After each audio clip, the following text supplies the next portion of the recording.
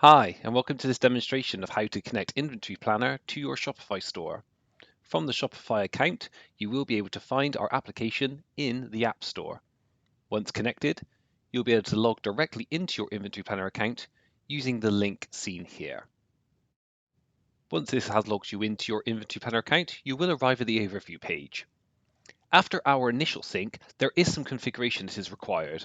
To do this, browse to Account, Settings, and here you will see your connected platform. For today's demonstration, we'll be using our Shopify US connection. Here you'll see we have the one location synchronized from Shopify. If you do have multiple locations, these will also synchronize to us. Once the initial sync has completed, we will have been pulling across data such as your product and variant information, as well as sales data historically, and your current stock information. You can also set your forecast settings using the Forecast tab. The top two settings here can be set as default in this section, but please note you can set or change these settings at a variant level should you wish to. To clarify what these settings do, the Use Stockouts History option allows Inventory Planner to monitor and track your stock levels from the time you've connected to us. For any day we see that an item had zero stock, we will treat it as a stockout day. With this item or option selected, we would then exclude that from being taken into account for the forecasting, because we would assume that if you had no stock, you were not letting customers order this item. A time you would wish to disable this is if you're allowing pre-order or back orders, or in other words, you allow orders to be completed regardless of stock levels. On the right-hand side, we have our forecasting methods. Our default and most commonly used is recent sales and trends. This method uses the selected date range to analyze the cells within it to come up with a sales velocity. However, we also allow the ability to look for a number of months for trend and take that into account for the future forecast. We then have a last sales forecast method. This is far more reactive. This allows you to look at the last X number of days, X being whatever is set here, to analyze the cells over those last number of days. This is very useful for very trendy items or for items that have very fast changing behavior. Our seasonal forecast method is very useful if your products or variants only sell at very specific times of the year. Typically, this is used by the fashion industry where you may sell summer wear or winter wear, but can also be very useful for other products that do only sell at very specific times throughout the year. Once you have configured your forecast methods, we will start to calculate an auto forecast in the background. To fine-tune this, we head over to the replenishment report. This is the report that will be mostly used in Inventory Planner because this is where we provide our replenishment recommendations. Here you will see our replenishment column. This is the number of units we are recommending ordering today based on two pieces of critical information that we require to be set. These are the lead time, i.e. how many numbers of days would you expect an item to take from the day you order from your supplier to the day you'd expect it to arrive into your fulfillment warehouse. This is 14 by default, but of course this can be changed. And then also our days of stock period. This is what you will hear us often refer to as your planning period. This is the date range we are forecasting for and what fuels our replenishment recommendation. In our default setting, it is 30 days.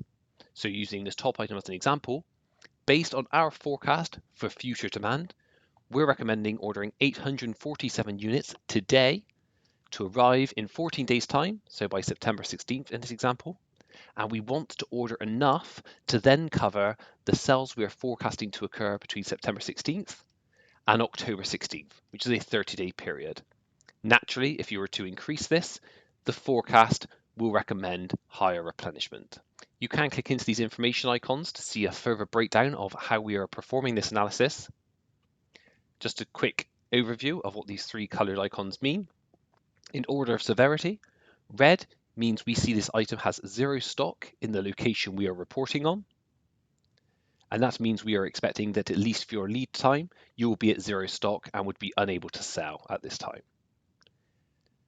We have a yellow or amber warning icon, which means we see the item has stock. However, we forecast this not to be adequate to cover the sales within the lead time. This can be shown when hovering over the warning icon. This means we are expecting around about 10 days of zero stock based on the lead time currently. The grey icon is our normal coloured icon, which means we see this item has stock. It is adequate to cover the forecasted sales within the lead time. However, the amount we are recommending for replenishment is what we recommend ordering today to arrive by the end of the lead time to cover the sales within the current planning period. If we click into these, we can then give a full breakdown.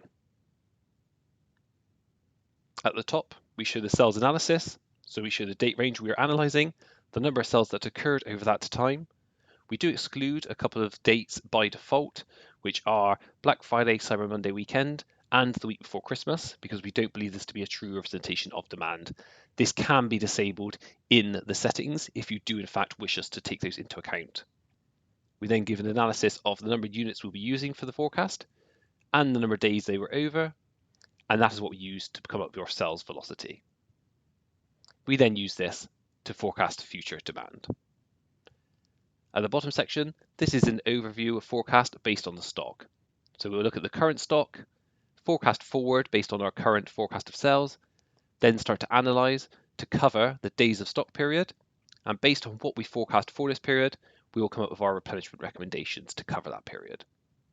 Inventory Planner's objective is to try and recommend ordering enough units of stock to cover the demand within the days of stock period, whilst also only recommending ordering enough so that you end it with as close to zero stock as possible. This is to try and keep your business lean. If you wish, you can apply a stock buffer to the days of stock period. So you may wish to add 7 to 14 days if you want to give yourself a week or two's worth of extra stock each time you're ordering. But this is completely up to you if you wish to do this. Now, if you wish to then create a purchase order within our system, this can be done in bulk. A typical workflow would be for some customers is to actually filter down, perhaps by a particular vendor. We do have a lot of filtering ability as seen here. You can select a vendor. In this case, I would say I only want to see items that are being supplied by supplier China. I can also go further and say perhaps I only want to see items that have at least a replenishment recommendation of 1. This way, I don't see items that have a replenishment recommendation of 0 because we're not recommending them be ordered. From here, I can then make the decision to select all the variants should I wish to. However, for the purpose of this demonstration, I'll just select a few items at the top here. Once I've selected the items I wish to order, I can use the option at the bottom to create a new purchase order for these variants. This then pulls those listings into our purchase order. Within here, we do offer the ability to add certain specific details, such as UOM or MOQ. MOQ is minimum order quantity. This is useful for if your supplier requires you order a certain amount before they'll sell it to you, or units of measurement if they sell them to you in packs. So let's say, for example, this item actually comes in a pack of 12.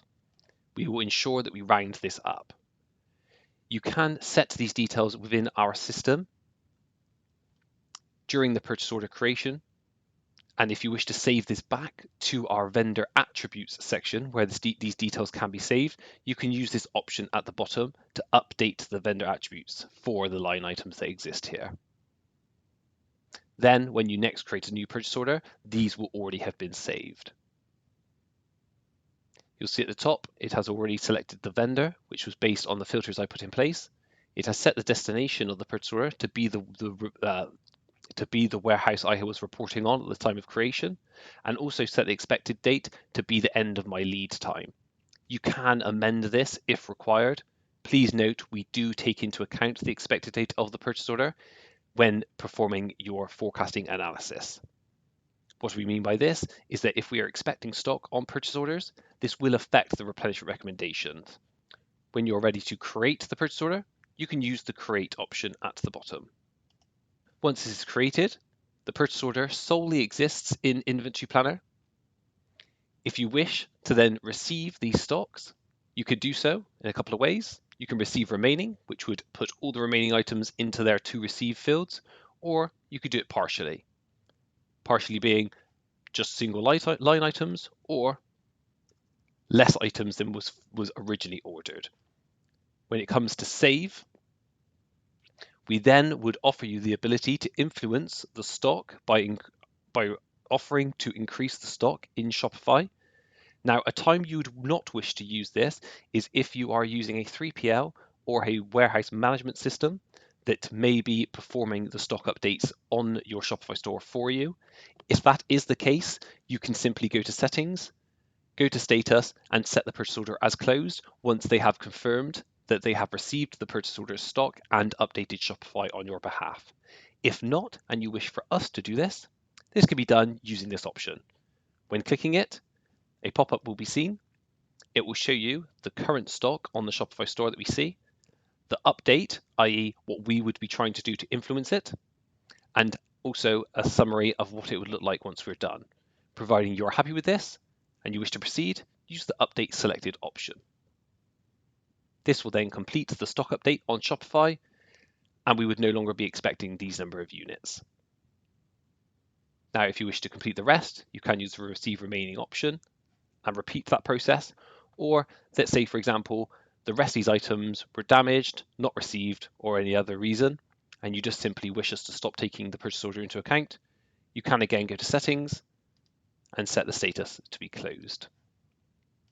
Once that is done, the purchase order will be closed out. We would already have that new stock level from Shopify, and we would no longer be expecting the rest of these stocks here. In addition to seeing which items need to be purchased, Inventory Planner can help identify which items are overstocked. That means these are items that are sitting on your shelves too long, they're tying up your cash, and they need to be moved out of your warehouse.